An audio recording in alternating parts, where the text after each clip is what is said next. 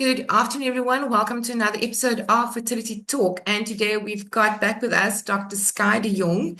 She is a fertility specialist at Vitalab KZN. So thank you very much, Doctor, for joining us today. Pleasure. Thank you for having me, as always. It's a pleasure. And then today we're going to talk about male obesity. Obviously, we're talking about why does it matter? Does male obesity matter when, it's the women conceiving and stuff? So I know you've prepared a great presentation for us, and we're just going to sit back and listen to what you've got to say about male obesity. So please go ahead. Thank you, Doctor. Thank you. Yeah, so I'm just going to share my screen so that you can see what we're dealing with today. So often fertility is seen as the woman's problem, and it really isn't. In 35% of cases, we have just a male factor, and in a further 30% of cases, we have female and male factor. Um, and part of this is this growing epidemic of obesity. We see it more and more commonly nowadays, and we hear a lot about how obesity affects a woman's ability to conceive, and it affects her miscarriage rate, and it affects her high blood pressure and diabetes, and and all these women are being put on. The women arrive at the clinic and they get weighed, and then they're put on all these diet pills and injections and all sorts of things. But what about their partners? Actually, there's quite strong evidence that obesity affects the sperm as well. And I'm going to explain to you how that happens and why, and maybe that'll give you pause for thought. Um, so when you want to get pregnant, you need three things. You need good quality eggs that are ovulating, you need sperm that is moving fast and forward, and then you need a normal uterus with open tubes. So any one of these things can be a problem. And so let's see. Let's see. Can you see my screen? Is it Yes, I opening? can see it. There we go. Okay, cool. Great. So let me just go on to the next page. So infertility affects millions worldwide. Actually, it shows 48 million couples live with infertility, and 186 million individuals live with infertility globally. Now, when it comes to infertility, the causes in men are there are many causes, but one of the most important ones is to do with abnormal sperm function and quality. And this is where obesity comes into play. Conditions that affect the shape of the sperm, the motility of the sperm, can be things like lifestyle factors, obesity, smoking, drugs that you're taking, pesticides, but there are all sorts of things that can affect the quality of the sperm. And then, of course, there are things that affect the testicular production of sperm. So these are things like being exposed to mumps in the past, having a varicocele, which is kind of a big collection of veins in the testicle that can affect your sperm quality. Trauma can affect it. Klinefelters, which is something that you're born with, a chromosomal abnormality. Things like obstructions can affect it, and then obviously hormonal abnormalities, just like in women, can affect your sperm quality. So all of these are things to keep in mind. Like I said earlier, obesity affects women just as much as men, but we're here to talk about men today. So obesity is one of the big factors that can affect sperm quality. And how does it do it? So it has an effect on sperm concentration. It has an effect on total motile sperm count. It has an effect on sperm morphology, which is the way they look. So do they have a little head, a neck, and a tail, or are there two heads, or lots of teeny weeny heads, or lots of double tails? I mean, there are all sorts of abnormalities. And a normal morphology, you'll be surprised to know, is actually quite low. We only need 4% to say, all right, that's enough. And often people will get their semen analysis result and they see 4% and they're like, oh my word, oh, it's so terrible. No, actually, that's fine. So yeah, but abnormal sperm morphology would be less than 4%. DNA fragmentation is a big thing, and that we don't routinely screen for. So you'll see on your regular sperm analysis, you'll find sperm concentration, morphology, and motility. Sometimes you'll see antibody testing. And that's pretty much the gist of it. Very rarely do you get extra DNA fragmentation testing because we just don't know enough about it yet. It seems like it does play a role, but we don't know at what level. So we're finding that when we test for DNA fragmentation, some people will have lots of DNA fragmentation and still get pregnant. So we're like, is it, what kind of role does it play, and how does it really affect fertility? And then the other thing that often gets discounted because it's not on the printout of your semen analysis is male sexual activity. And that's also where obesity can play a role. So let's delve a bit deeper into this. So how does the obesity actually affect your sperm? The first one is with a thermal effect. So raised gonadal heat is caused by increased scrotal adiposity. So what this means is fatty tissue around the scrotum increases the temperature in the testicle, and that damages the sperm. It decreases its motility, it increases that DNA fragmentation, and it causes oxidative stress, which can damage the sperm. The next way that it affects it is through a central effect on the brain. So when you are overweight, you develop insulin resistance. So basically, there's so much sugar coming into your body all the time that your pancreas has to work really, really, really hard, and it makes more and more insulin. But eventually, no matter how much insulin it makes, it can't deal with that much sugar. And we're not just talking sugar, we're talking carbohydrates that get broken down into sugar. So these high levels of insulin are associated with lower levels of testosterone. So this is associated with, so high insulin levels are associated with low testosterone, independent of how much you weigh, actually.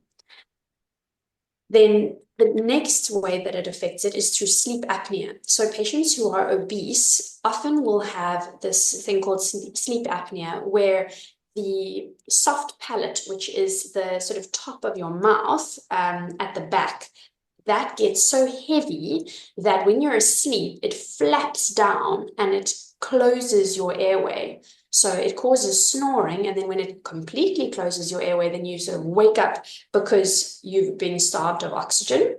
So that sort of temporary hypoxia or starvation of oxygen decreases the pituitary function, so the function of your brain, and that also decreases your testosterone concentration. This can also be associated with erectile dysfunction, so being unable to get an erection.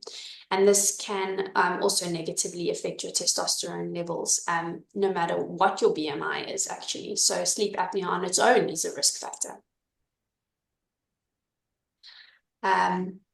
So this leads to low testosterone, and then that leads to low sexual desire, and then that leads to low sperm production. The third way that it affects that obesity affects your fertility is by increasing the estrogen in your body. So when you are overweight, you have a lot of fatty tissue that then gets converted into estrogen, and this also lowers your testosterone and lowers your libido. So on top of that, there's a huge psychological impact of obesity on sexuality. So you can imagine if you don't feel good about yourself, you're not going to be in the mood. So they've actually found that erectile dysfunction, there's a 79% of men reporting symptoms of erectile dysfunction were overweight. And you are 1.3 times more likely to have erectile dysfunction if you are obese. So, and I think that's also something that we don't actually ask for, Sometimes we'll have a couple in front of you and you're just talking to the woman, oh, do you have pain? Do you have this? Do you have that? And you don't end up asking, is the problem that your partner is struggling to have intercourse? Because it could be a big problem. So in summary, obesity increases your estrogen, you've got increased insulin, You often have sleep apnea. All of this lowers your testosterone, can lead to erectile dysfunction, can also make you feel bad about yourself, which won't make you want to have intercourse. And all of this together reduces your fertility, not to mention the thermal effect on the sperm. So there was one Spanish study that found that the incidence of infertility was 1.15 times in overweight men, and 1.49 times in obese men compared to the rest of the population. So you're 1.5 times more likely to have infertility if your partner is obese, if your male partner is obese. And they found that in these obese patients, that 57% of them had low hormone levels, which correlates with those low testosterone levels. So even if they were able to have enough intercourse, perhaps their sperm quality is affecting their outcomes. When they looked at the effect of male obesity on conception in the patients who are undergoing IVF, you can see on this graph, they compared the live birth rate and the miscarriage rate. So in normal weight men, the women conceived 40% of the time and miscarried 10% of the time. In obese patients, they only conceived 22% of the time, and they miscarried 35% of the time. I mean, that's a huge difference. So I think that we can safely say that it really is a significant factor, and that we shouldn't just be talking to the women about losing weight. If you have a couple that's in front of you, we need to be talking to both of them. And so it's not just you who needs to go on a diet, it's you and your partner if you're overweight, because it definitely can improve your outcomes. So yeah, in summary, it's your hormones that are affected, it's the temperature that's affecting the sperm, it's the sleep, the snoring that affects your sperm, and it's the obesity that can affect your psychological well-being and your libido. And so all these things together really can decrease your chances. So it's a really good idea to address obesity in men as well as in women. Perfect. Thank you. Wow, that was very short and sweet, but you got to the point there. Thank you very much. I just got a quick question. I know I said I don't have any questions for you, but as you're talking, obviously I'm hearing things and I'm trying to think, how difficult must it be when you've got a couple sitting in front of you and I think when the couple comes in, it's like you were saying, it's always like the women are thinking it's on them. And even the male partner is thinking, it's her. I'm just coming with her, I'm supporting her. But how difficult must it be when you actually have to address the male partner? And how do you deal with that? It is tricky, but I think it's almost easier psychologically. I think if you've got sort of dual responsibility, so to know that, oh, it's not my fault. We've both got, Yeah. we're both sort of responsible here. So psychologically, I think it's actually easier for the male and the female to kind of both be complicit.